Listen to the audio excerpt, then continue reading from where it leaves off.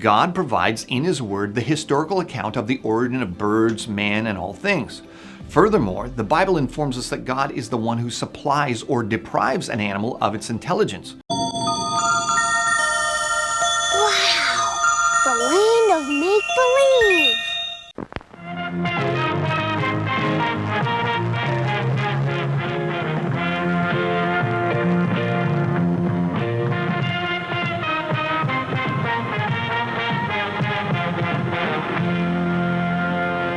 Welcome back, everyone, to Bridge the Divide, where I examine irrational beliefs, the irrational behaviors that often follow, and how we, with education, rationality, and reason, can bridge the societal divides that they create. Today, we're going to take a look at Canadian creationist Calvin Smith. A former youth pastor from Guelph, Ontario, Calvin is the host of Creation Basics and Great, both apologetics podcasts, and is the executive director of Answers in Genesis Canada. He makes his living with speaking appearances and is usually seen palling around with fellow creationist conman Ken Ham. Now, in this video, Calvin makes the assertion that a particularly wild idea in evolution is wrong. However, Calvin doesn't state specifically what the idea is in the title of the video or the description, so we have to dive in to hear it from him. The floor is yours, Calvin. Do bird brains reveal the origin of our brains?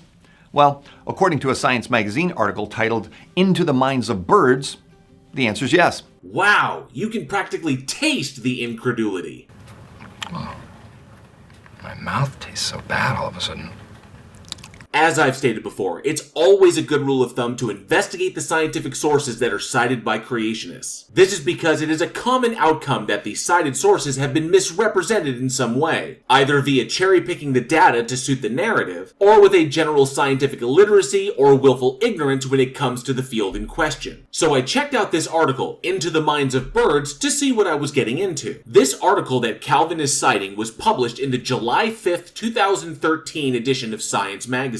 Unfortunately, I ran into two problems with that article. The first, the vast majority of the article is hidden behind a $30 paywall. And two, the article is written in the narrative structure, so it seems to be paraphrasing a lot of the actual science. Fortunately for us, the DOI that the article is paraphrasing is not. Now, to put this in a very tight nutshell, Dr. John M. Marsloff, professor of wildlife science at University of Washington, ran an experiment in 2012 where he and his team broke ground by producing some of the first behavioral brain imaging studies in wild birds. Part of this was accomplished by tracking the responses of wild crows to a person wearing a mask, and then imaging their brains using positron emission tomography, or a PET scan. It was the precision work of Marsloff's team that allowed us to definitively understand that not only do crows recognize distinct faces, but also that the information about those faces is transmissible between individuals and generations. At its core, Marsloff's team, working from the observation that there existed profound similarities between corvid social behaviors and the social behaviors of mammals, were attempting to better understand the neurophysiology of bird cognition and to see if there were any physiological overlaps with the cognition of other species like primates. Is the process of cognition in avian brains as complex as it is in the brains of, for example, the great apes? And if it is, how did corvids evolve those traits independently of other social mammals like the great apes? What they found is that bird cognition, while demonstrably different in external expression from the great apes, does in fact follow extremely similar neural pathways as those in social animals. Ultimately, while the work of the team did not come to a definitive conclusion regarding the emergence of such complex cognition in avians, it did, however, open the door to a new understanding of the neural basis of animal behavior, which may, in the future, help us to understand some of the aspects of the neural basis of human behavior. Now, because all of that was an extremely brief accounting of a very complex experimental process that took place over a decade ago, for the sake of time, I've put the link to the DOI down in the description for your perusal. So, we have a basic understanding of what Marsloff and his team's hypothesis was, what they were going for in their experiments and what their conclusions were. However, and you can check this out in the DOI that I linked, while Marsliff's team's own citations included 2 works on evolution, nowhere in their published work do they ever mention evolution or even the implications of evolution. And that's pretty understandable because the paper itself was about understanding the neural basis, not the evolutionary basis of bird cognition. If such a connection was made, then it was made in the science article independent of the DOI,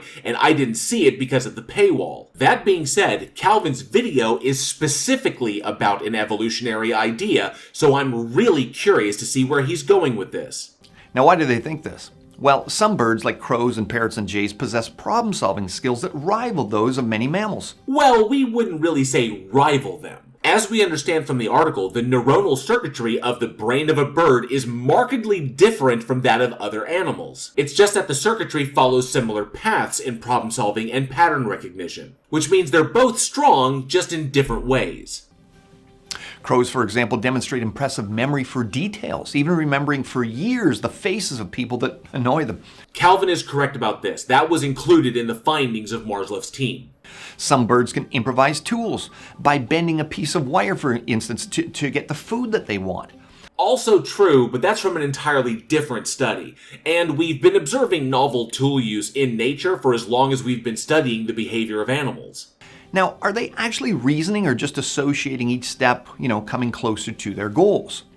This is an interesting question, and from a scientific standpoint, the jury is still out. We can't really determine if there is a demonstrable line between basic understanding by association, learning by trial and error, and complex reasoning just by scanning functioning brains. All we can really do is determine what areas of a brain are being utilized during specific tasks, and derive an idea of the processing based on what we know are the functions of specific areas of the brain. And all of that is based on what we know about our own brains, what we've learned about animal brains through experimentation, and our understanding of how various brains evolved. Essentially, while we have a lot of evidence that points towards specific conclusions in these fields, what Calvin is doing is asking a question that cannot be answered with absolute certainty. Are birds able to get a picture in their minds of what they want to accomplish and then reason out those steps?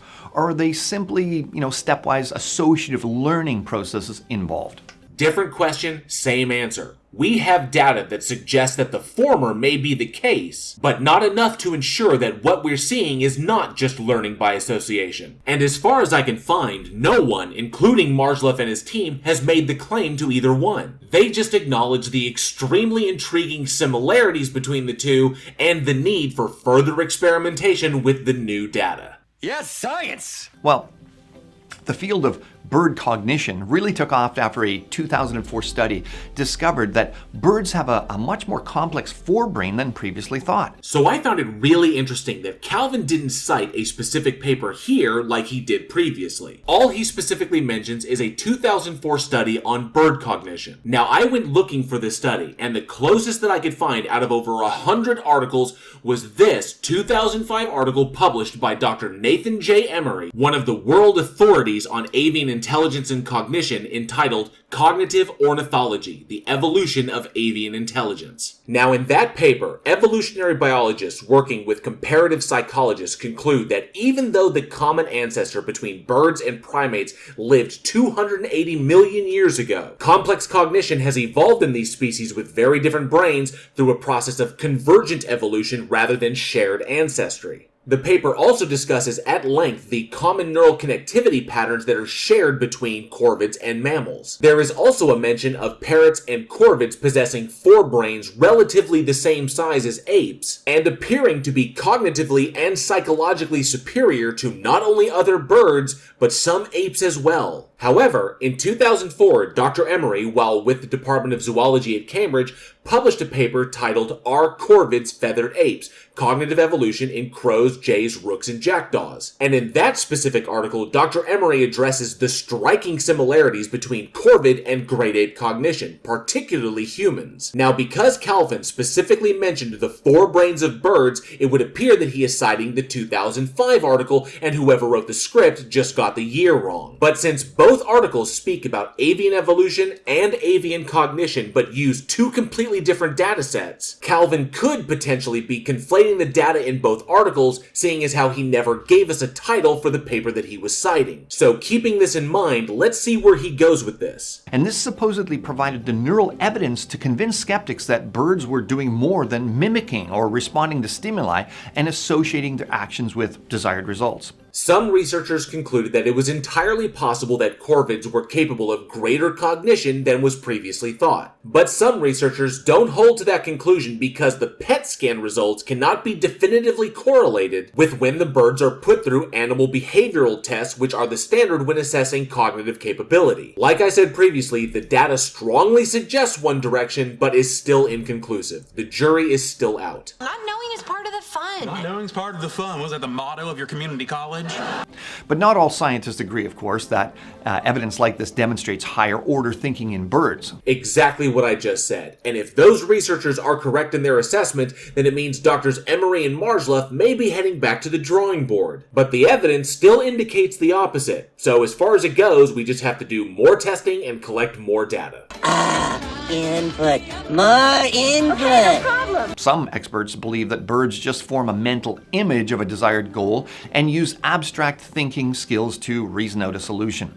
Yeah, that's pretty much covered in the papers that Calvin sorta cited here. Corvids may or may not have more complex reasoning skills than we initially thought. So what exactly seems to be the issue? Others maintain that the smarter birds simply associate each step of a complex task with negative or positive reinforcement, such as drawing closer to a desirable goodie. Something interesting to note here, there is no one specific way to learn something. Both of the methods of learning and cognition that Calvin just presented here are employed by apes, which one determined by the task at hand. And the data suggests that both may also be employed by corvids. So it wouldn't really be an accurate reflection of the work of Drs. Emery and Marsluff for Calvin to pigeonhole their conclusions. Okay, back to the video. But those who maintain super smart birds really do think about their problems, believe birds evolved bright brains through the same mechanism to which they attribute primate and human intelligence. Yeah, that would be what we call convergent evolution. Essentially, convergent evolution is the independent evolution of analogous structures that have similar form or function, but were not present in the last common ancestor of those groups. I'm certain you've heard of the meme, all are crab. Well, that meme is based on the slightly terrifying concept that we call carcinization, which describes the slightly more terrifying fact that the crab shape has evolved independently so many times in nature that scientists had to come up with a specific name to describe this particular phenomenon in convergent evolution. And our corvid researchers have found that the evidence suggests that corvid cognition and ape cognition are likely a result of convergent evolution. After all, evolutionists seek an evolutionary explanation for everything. And since birds and people, in their view, are on a different branch of the evolutionary tree, they presume similar mental abilities were driven to evolve through similar mechanisms, such as social interaction. Calvin, the term you're looking for is convergent evolution. Just use the term so you can stop dancing around it. Summing up the application of bird studies to human evolution, one researcher said this: so what they're trying to do is to look at the similarities and differences in jays and crows and parrots' social lives, and to see how does that fit in with the social intelligence hypothesis. So while Calvin is quoting from the 2013 Science article, that is just one aspect of the entire experiment. The data collected from observing the social interactions was compiled with the data from object recognition, facial recognition, problem solving, and a whole host of other tests. If Calvin wants to attack the study, he can't just attack one piece of data from it, he has to attack the whole of the collected data. But hey, we already know that cherry-picking the data is something creationists have to do to sell their narrative. I mean, just ask Mary Schweitzer or Stephen Jay Gould and Niles Eldridge. Now, Darwin, of course, believed human intelligence, like everything else, is a product of evolution. Always with Darwin, these guys. Why don't they ever cite Carolyn Bertozzi, or James Watson, or Marcus Feldman, or Jennifer Doudna, or any of their incredible breakthroughs in evolutionary biology? Yes, Darwin established the rudimentary foundations of evolutionary theory, but his is no longer the standard. I think it's safe to say that in the past 120 years, we've made some pretty significant improvements in his original ideas. You know, because that's how science works. It improves upon itself as we gain access to more evidence. Eventually, creationists are going to figure this out. And I'm quite sure that the mutations in their arguments that particular selection pressure will positively select for will make them even more hilarious. And declared in The Descent of Man. The difference in mind between man and the higher animals, great as it is one of degree and not kind. For the late 1800s, Darwin was pretty damn intuitive when it came to these observations. He was wrong on a lot of stuff, but when he was right, it was pretty impressive. But despite all the evolutionary just-so stories... Ah, there it is. There's that intellectually dishonest dismissal we've all come to expect. No kind of animal has ever been observed evolving into a new, more complex kind of animal. That's because, and once again, for all the creationists in the back of the room, that's not what evolution is. One animal turning into a completely different animal or giving birth to a completely different animal is not how evolution works, and it's not even what evolution proposes. And Calvin and his ilk have been told this thousands of times. Evolution is a process that takes place within populations over successive generations in response to selective pressures. At this stage of the game, none of these con artists can claim ignorance. They are all flat out lying. God provides in His Word the historical account of the origin of birds, man, and all things. Got any evidence to support that wild claim? Furthermore, the Bible informs us that God is the one who supplies or deprives an animal of its intelligence.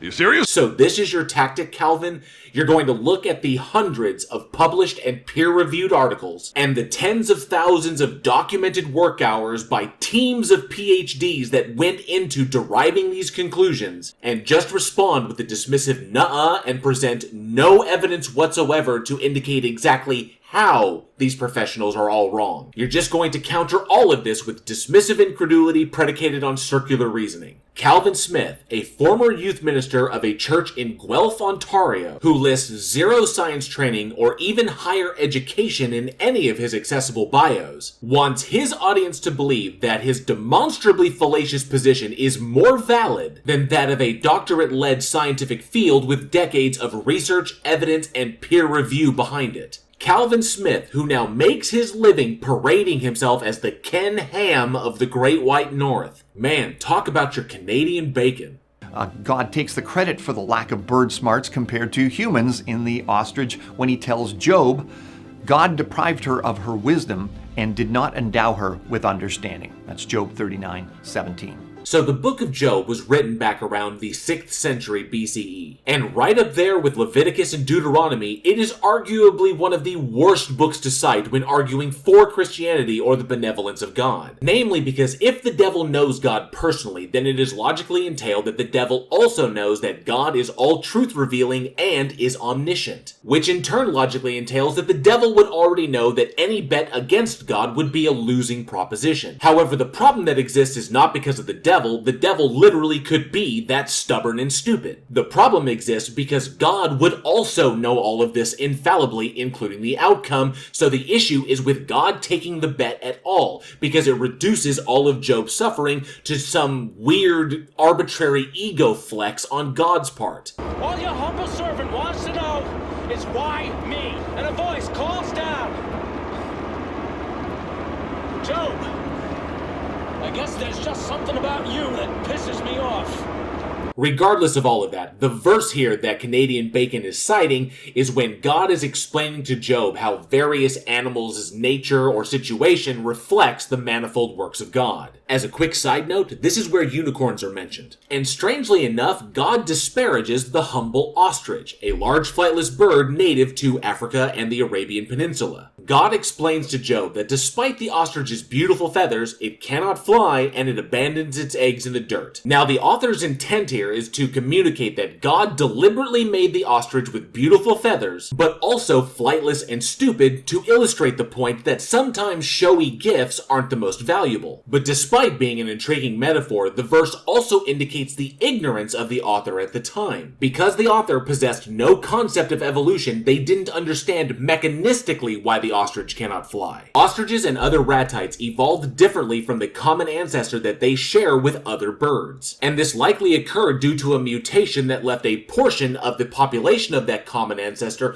with a keelless breastbone, something that is necessary for the strong pectoral muscles required for flight. So that flightless portion of the population evolved with a selection pressure for their legs. Those with the longest and the strongest legs were the ones most capable of surviving and producing offspring. Fast forward millions of years later and we have one dangerously kick-ass flightless bird. And the author also didn't understand that ostriches don't abandon their nests, they just don't sit on them during the day. This is because the sand that ostriches lay their eggs in is hot enough to keep them incubating during the day, and burying them or sitting on them would overheat them and kill them. So ostriches only sit on their eggs when the desert sand cools enough that the eggs need the additional warmth to survive. Because Canadian bacon here begs the question of the truth of the Bible and doesn't take into account what the author didn't know when writing the story, he winds up drawing fallacious conclusions regarding the reasonings behind what was written.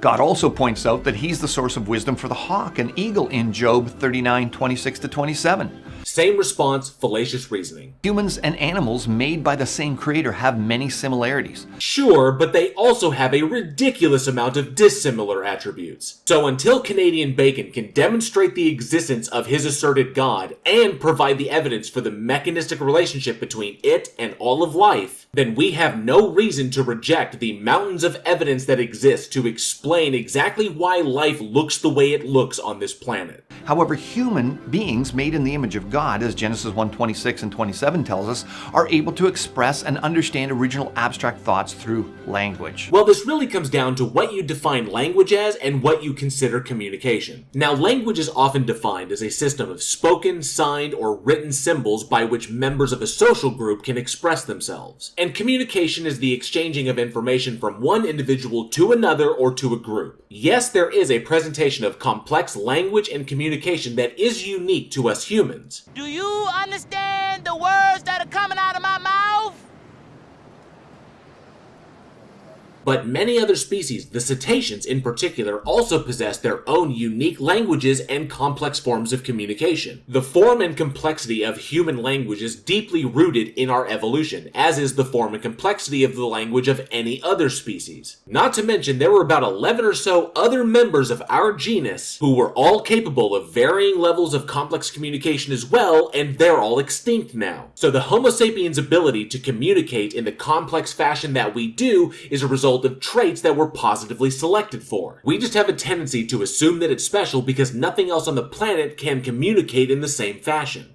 Humans generate symbolic language, whereas animal communication, however amazing, lacks the abstract symbolism, awareness, insight, and creativity that are evident in human speech. And thinking that this fact makes human beings inherently special amongst all life is just fallacious reasoning. It's Douglas Adams' sentient puddle thinking that the hole in the ground was made just for it because it fits it so well. We did not have to evolve our big intelligence, brains, through the hard knocks of social interaction or through any other means. We actually did, because if we hadn't evolved in the direction that we did, we likely wouldn't have survived. Certain traits possessed by Homo sapiens were selected for, while certain traits possessed by our cousins were selected against. If it had been the other way around, we likely would have died out. And we certainly didn't choose how we evolved. Evolution occurred to us naturally as certain alleles were selected for and against within our populations. So, do bird brains reveal the origin of ours? Obviously not. And that's not what the article or any of the cited works said at all. Those papers indicated a similarity in function and structure possibly due to convergent evolution. Something that Calvin fails to mention here, which is odd because convergent evolution was a major point in that paper. I swear, as often as they do it, misrepresenting science has got to be some kind of Christian kink. From a biblical creationist viewpoint, learning what makes a bird tick simply offers a fascinating bit of insight into the creatures our Creator designed and how their brains work. Yeah, but that still assumes that this entity exists, and Calvin has zero sufficient evidence to support not only the claim of its existence, but also any kind of mechanistic relationship between it and all life on Earth. And what's stranger still is that of all the ways that Calvin could choose to push his dishonest creationist narrative, he chose to lie about bird cognition science. I mean, Calvin does kind of look like a silly flightless bird, so maybe he somehow identified with the subjects of the study? But I honestly had no idea that bird cognition studies were of such great import to Christians. But regardless of how well their brains function and how intelligent they are or aren't, such discoveries reveal nothing about the origin of human intelligence. Of course they don't, Calvin, and they never claimed to. They just talked about cognition, neuronal circuitry, and convergent evolution. And it must be pointed out that Calvin never mentioned the last two things on that list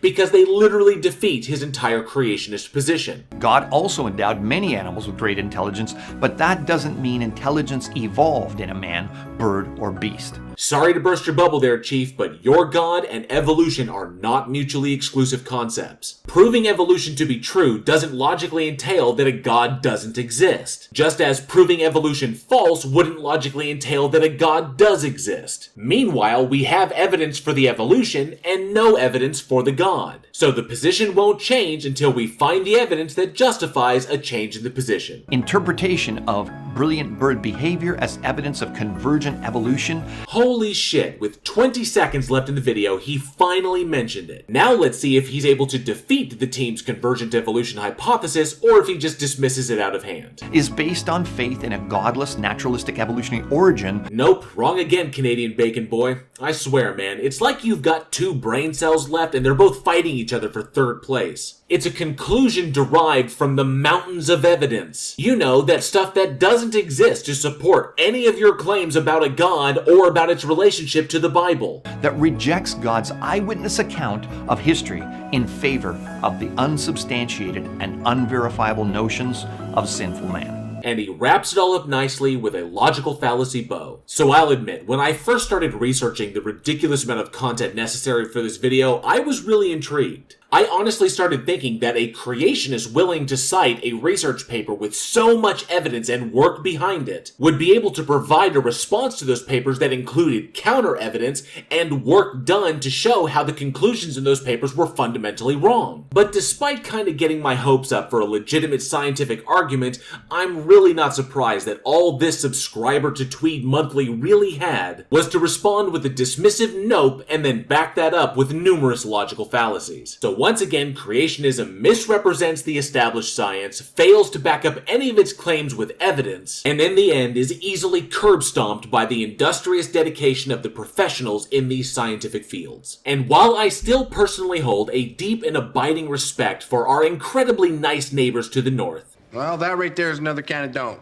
We're not nice, we're optimistic. There's a difference. Sorry, incredibly optimistic neighbors to the north, I would ask, in the interest of progress, that you guys up there try and make sure that this creationist bird brain never gets a chance to fly south. Thank you all for watching. I hope you enjoyed the video, and if you did, please like, share, and subscribe, and hit that bell for notifications. And be sure to leave a comment below. I love reading your responses, and those interactions help with the dreaded algorithm. Don't forget, January is Poverty Awareness Month. A link on how you can support these efforts is down in the description. And if you love scary movies, be sure to check out me and my filmmaker friends over at the Week in Horror podcast, now in our 4th season. Everything you need to become a channel member here, nab yourself some of the new official Bridge the Divide gear, or support the podcast is down in the description. Once again, thank you all so much for your continued support, and as always, be safe, be excellent to each other, and together we can bridge the divide.